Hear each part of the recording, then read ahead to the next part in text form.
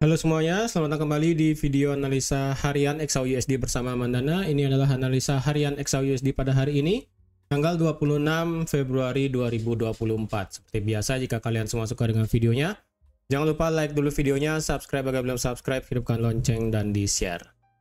Sebelum itu, di sini saya mau infokan kalau sekarang Amandana sedang membuat tools trading yang dapat kalian lihat di sini, yaitu yang bernama Amandana Trading Panel. Jadi di sini kegunaan daripada trading panel yang dibuat oleh Amandana di sini dapat kalian gunakan yang sangat berguna untuk mengukur dalam jumlah risk persen yang ingin kalian gunakan dan juga jumlah lot yang ingin kalian gunakan, karena dengan demikian kalian tidak akan pernah yang namanya sampai melewati ataupun sampai merasakan yang namanya oversize dalam menentukan lot. Dan di sini juga ada beberapa tombol yang dapat berguna bagi kalian semua. Yaitu yang pertama di sini ada yang namanya auto BEP, ada partial TP, ada close setengah, ada close yang full, ada close yang bagian profitnya aja, lalu ada partial SL juga. Di sini juga dapat dilihat kalau penentuan open posisinya di sini hampir sama kayak di TradingView. Saya contohkan di sini misalnya, nah di sini bisa kalian lihat kalau penentuan TP dan juga take profit ini hampir mirip yang ada di TradingView, yang dimana jika kalian lihat di sini juga akan terlihat risk reward rasionya berapa, lotnya berapa, TP berapa pip, dan jumlah berapa balance yang dapat kalian profit ya, dari segi minusnya dan juga plusnya di sini. Jadi untuk yang ingin mengetahui bagaimana cara menggunakan Amandana Trading Panel ini, bisa langsung nanti kalian tanyakan pada saat saya live, ataupun bisa kalian tanyakan juga di WhatsApp customer service yang ada di kolom deskripsi di bawah. Oke. Sekarang lanjut lagi untuk analisa kita di dalam TradingView ya. Oke, jadi kemarin di hari Jumat pada saat saya terakhir live itu kan, saya ada memberikan, memang di sini ada satu area demand ya kan, yang ada di 2019 sampai di 2017. Yang dimana demand ini sudah tidak terlalu worth it. Oleh karena itu di sini kita memerlukan at least setidaknya H4 bisa tutup di bawah 2017. Kalau H4 bisa menuju 2014 dan turun ke bawah, maka kemungkinan kita akan bisa bergerak bearish dengan cepat. Yang dimana kemarin juga sudah saya bilang kalau ingin sell kita perlu juga, walaupun harga kemarin bergerak di bawah trendline ya, tutup di bawah trendline, kita juga perlu adanya konfirmasi di 2024,5 di sini. Tapi ternyata kemarin sama sekali tidak ada konfirmasi ya. Yang dimana kemarin juga sudah saya katakan kalau persentase bullish dan bearish itu sudah saya bilang kalau bullish itu sekitar 70% dan bearish 30%, karena pergerakan kemarin itu kan dari segi time frame H1 itu ada yang namanya change of character ya. Kenapa saya bilang cuma 30% bearishnya? Karena kalau harga bisa bergerak di bawah 2014 sampai 2014 sampai 2012, maka itu baru bisa saya katakan 70% yang bearish, 30%-nya bullish. Ya, karena kemarin masih stay di atas 2014 dan 2012 dan bahkan masih stay di atas 2017, maka 70% itu masih bearish. Kemarin area supply yang ada di M30, yang ada di 2030 dan di 2031 yang saya bilang itu kurang bagus. Memang sih harga itu berhenti sampai sana ya, berhenti sampai sana dan kemudian turun. Turunnya sih tidak terlalu banyak. Jadi kalau dilihat juga kemarin ada area supply yang sebenarnya cukup bagus di antara 2031 sampai 2034. Yang ternyata harga itu dengan mudah langsung membreak ke atas. Padahal sebenarnya kemarin secara berita kita nggak ada berita apapun ya. Untuk dari segi trend line-nya memang H4 ini kan sudah lewat. Ya, trendline H4 ini sudah lewat, tapi kalau dilihat dari trendline daily ini masih intact. Ya. Trendline daily ini masih intact banget, ya. Harga juga tidak berhasil turun di bawah trendline daily. Jadi saya rasa trendline ini bisa saya pakai untuk dari segi time frame daily, ya. Kalau dilihat dari segi time frame H4 memang sudah nggak bisa dipakai lagi ya. Tapi kalau kalian merasa bias dengan trendline ini, kalian bisa delete. Ya, nggak masalah. Dan untuk sekarang kalau dilihat berarti kita punya zona demand masih sama di 2014 dan di 2012 masih sama.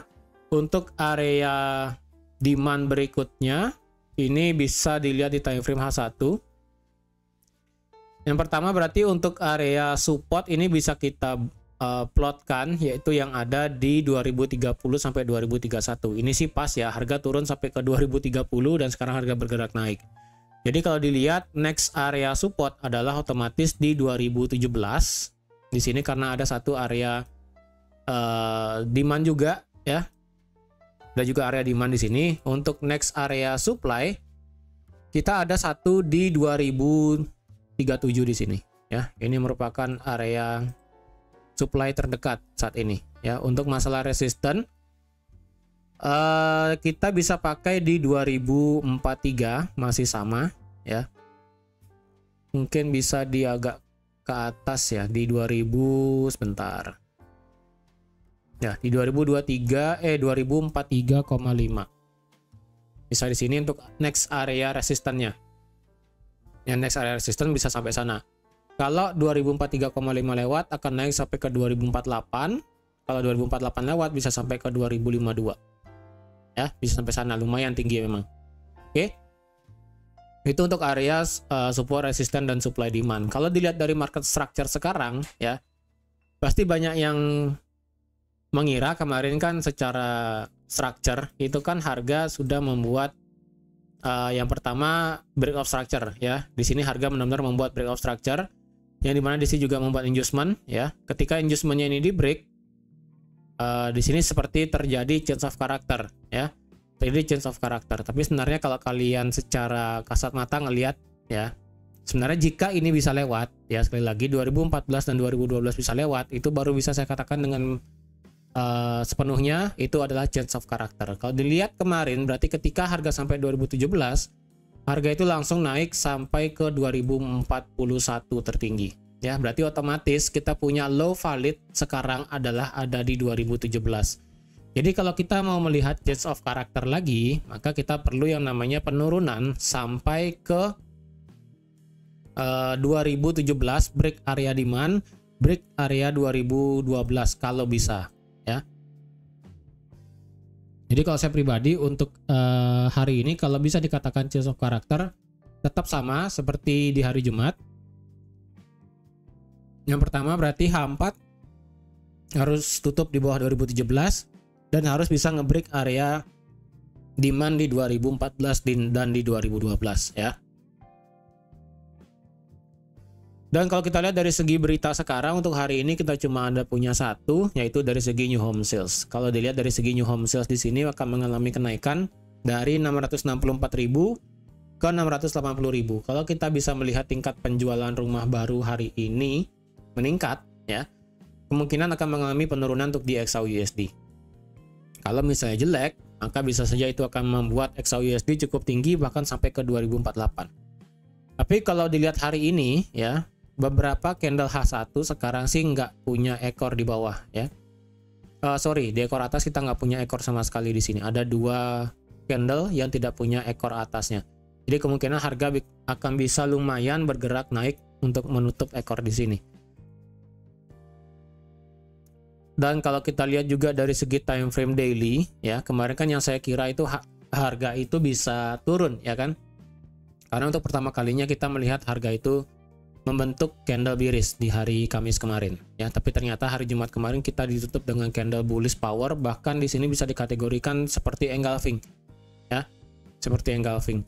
Jadi kalau dilihat chance untuk bergerak naik itu sebenarnya cukup besar ya, chance untuk harga masih bisa bergerak naik itu cukup besar. Dan kalau diukur sekarang berarti 61,8 sudah lewat secara dari time frame daily ya. Maka next target adalah bisa sampai ke 78,6 yaitu di harga 2048. Jadi untuk peluang harga itu bisa bergerak naik itu lumayan tinggi untuk saat ini ya. Jadi kalau kalian ingin ambil posisi buy bisa di sekitaran ini sih sekarang harga sebenarnya sudah running ya. Jadi sebenarnya tidak bisa dipakai untuk area ini. Sebenarnya bisa tapi untuk agak ke bawah sedikit ya. Untuk ke bawah sedikit di sini. Di sini ada satu sih area demand ya. Di harga di 2027 sampai 2026. Sampai dari 2025 sampai 2028. Kalau harga bisa turun sampai ke bawah di sini dan terjadi konfirmasi, silahkan nge-buy dengan target sampai ke 2037. Kalau nggak ada konfirmasi, bisa menunggu di area yang lebih bawah di sini. Karena di bawah ini saya rasa lebih bagus untuk ambil posisi buy. Ya. Jadi bebas bisa memilih antara di sini di 2027 atau di bawah di 2017. Ya, bisa di dua area ini. Jadi menurut saya pribadi sih, pandangan saya masih bearish untuk di XAUUSD, tapi sekali lagi market structure sekarang itu masih dalam kondisi bullish. Oleh karena itu kalau kalian ingin ambil posisi buy bisa menunggu di dua area ini. Bisa menunggu di 2027 atau di 2017 atau terekstrim adalah di 2012. Silahkan. Kalau ingin breakout resistance saya rasa agak sulit ya. Karena kita punya resisten ini pendek sekali ya, dari 2043 ke 2048 sampai 2052. Jadi untuk kalian ambil posisi ketika breakout resistant, saya rasa agak sulit karena jaraknya itu terlalu mepet. Ketika jarak terlalu mepet seperti ini, sebaiknya jangan nekat untuk ambil buy ketika breakout resistant. Karena takutnya ketika dia berusaha break, tapi ternyata itu adalah false break. Takutnya itu harga bisa bergerak turun, ya. Jadi seperti itu. Dan sekedar saya infokan juga untuk besok dan juga hari Rabu tidak ada update untuk tidak ada update untuk besok dan juga hari Rabu. Tidak ada video untuk update XAUUSD ya, dan kemungkinan untuk live-nya juga saya rasa tidak ada untuk di hari Selasa besok dan juga di hari Rabu karena akan ada upacara agama.